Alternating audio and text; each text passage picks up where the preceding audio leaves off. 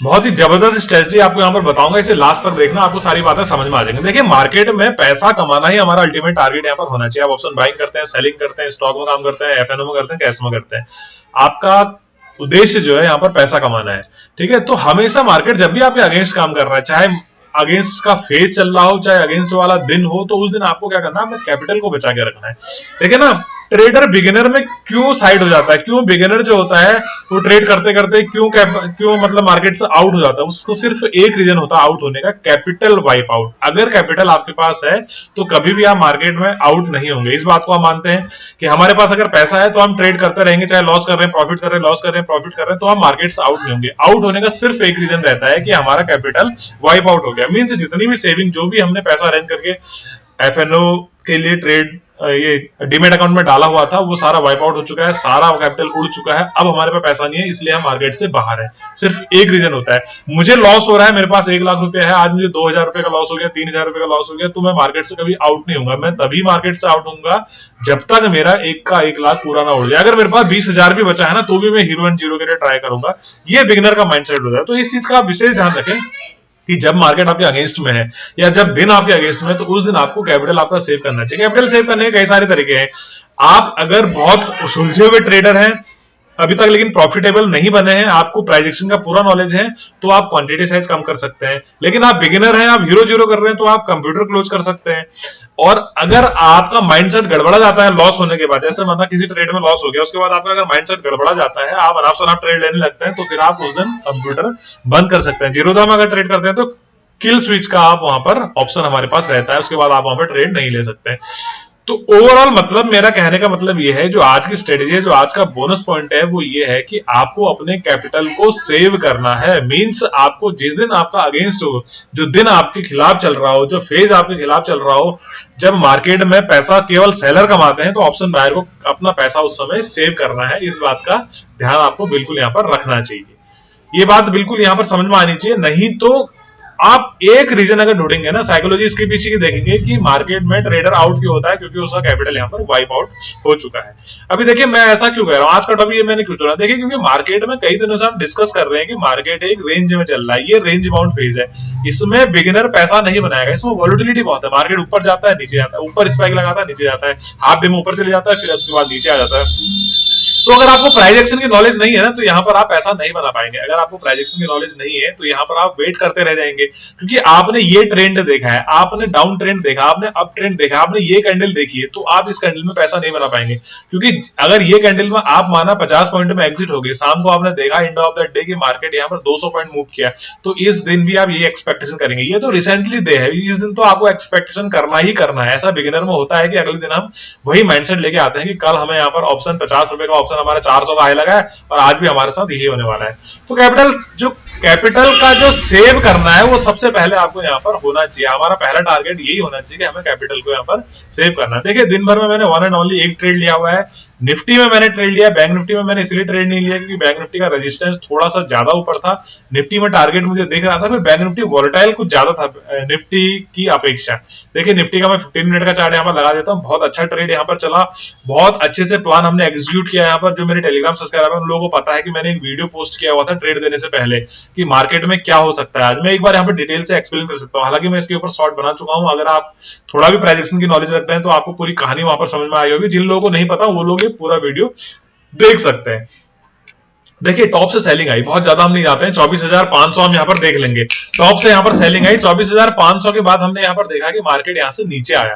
नीचे आने के बाद देखिए मैंने यहाँ पर सेल कर लिया। आप ये बात को मान के लीजिए कि मैंने यहाँ पर सेल किया। सेल करने के बाद मैंने क्या किया, जब इतनी बड़ी कैंडल बनी, मुझे अच्छा प्रॉफिट हुआ यहाँ पर। ठीक है, मार्केट ने थोड़ी देर अपने आपको होल्ड किया, फिर मार्केट ने लो ब्रेक किया, तो मैं क्या करूंगा, अपना स्टॉप लॉस यहां ले आऊंगा। आज नहीं तो अगर मैं पोजिशनल ट्रेडर हूं तो मैं कल अपना स्टॉप लॉस यहां ले आऊंगा। ठीक है, उसके बाद मार्केट ने मुझे प्रॉफिट दिया। अभी देखिए मेरे को दो चीजों में प्रॉफिट यहां पर होने वाला है, क्योंकि मैं ऑप्शन सेलर हूं। मैंने सी सेल करा है 24,500 का।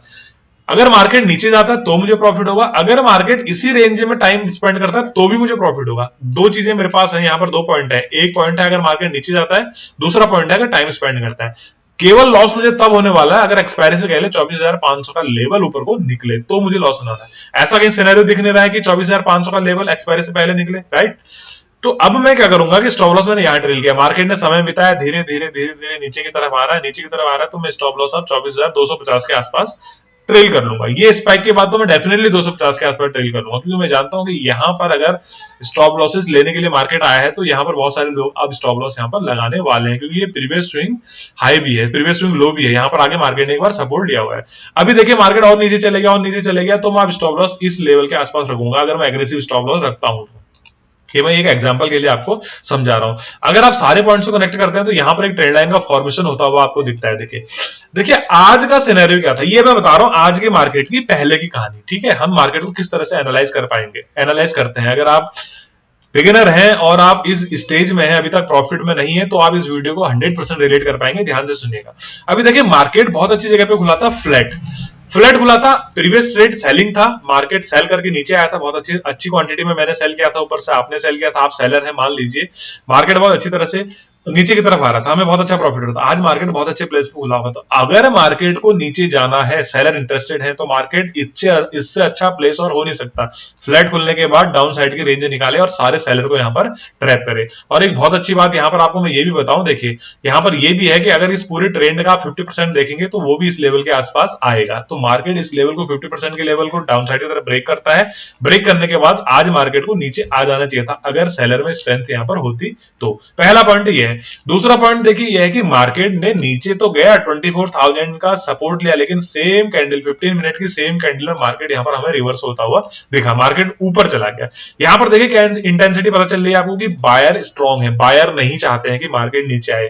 बायर ने यहां पर स्टॉप लॉस कटने तो दिया जो मतलब रिटेलर थे, लेकिन वो लोग जो बड़े पैसे वाले थे वो 24,000 के लेवल पे वेट कर रहा था। यहां पर हमें यह पता चलता है कि मार्केट ने 24,000 के लेवल को टच किया और टच करते ही यहां से मार्केट में भर भर के बाइंग आनी शुरू होगी।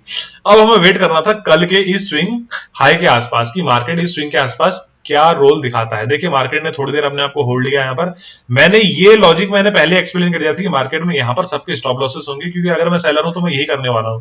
और जैसे ये लेवल निकलेगा तो बहुत अच्छा शॉर्ट कवरिंग रैली हमें अपसाइड की तरफ देखने को मिल सकता है। तो ओवरऑल हमने यहाँ पर 150 में बाई किया था, 250 के लगभग हमने यहाँ पर बेचा है, 257-58 का मार्केट ने यहाँ पर हाई लगाया, मीन्स मोर देन 100 पॉइंट यहाँ पर हमें गेन करने को मिले। अगर आप इस लॉजिक से अगर आप सेटिस्फाइड हैं तो आप एक बार वीडियो दोबारा से देख सकते हैं, आपको ये पूरी तरह से समझ में आएगी। अगर आपको नहीं समझ में आई तो ये स्टॉप लॉसेस कटे हैं, इस वजह से ये मोमेंटम आया है। बाकी मार्केट ने फिर प्रीवियस स्विंग हाई से यहाँ पर रेजिस्टेंस लेके मार्केट फिर डाउन साइड की तरफ आ गया। उसके बाद मैंने कोई ट्रेड नहीं किया। देखिए ना, आपको उद्देश्य सिर्फ पैसा बनाना होना चाहिए। ट्रेडर का डेफिनेशन थोड़ा सा आप समझिए। ट्रेडर का डेफिनेशन मीन्स आप मार्केट, अगर ट्रेडर हैं तो आप बिजनेसमैन, आप मार्केट से अर्निंग कर रहे हैं। इस अर्निंग से आप अपने घर चलाएंगे, ड्रीम पूरा करेंगे, जो भी करेंगे इस पैसे का इस्तेमाल आप करने वाले हैं, क्योंकि आप मार्केट से कमाने वाले हैं। ये ट्रेडर की डेफिनेशन होनी चाहिए। ट्रेडर की डेफिनेशन ये नहीं होती कि दिन भर में आप 20 ट्रेड करो, शाम को आप ब्रेक इवन रहो, इससे कोई मतलब नहीं बनता है। इसे ट्रेडर नहीं कहते। ट्रेडर मतलब आपको यहाँ से बिजनेस करके पैसा कमाना है, बात खत्म। तो एक ट्रेड मेरा बहुत अच्छा बना, उसके बाद मैंने मार्केट को देखा भी नहीं, अगर मैं आपको सही बात बताऊं तो। हालांकि मैं और दिनों ट्रैक करता हूँ, आज मुझे कहीं जाना भी था, तो इस वजह से मैंने मार्केट को देखा भी नहीं। और बैंक निफ्टी में मैंने इसलिए नहीं लिया क्योंकि बैंक निफ्टी मुझे थोड़ा सा चार्ट यहाँ पर अच्छा नहीं लग रहा था, अच्छा नहीं दिख रहा था। निफ्टी का बिल्कुल यहाँ पर कंटिन्यूस पैटर्न में डाउन साइड की तरफ आ रहा था, सेलिंग की तरह मार्केट।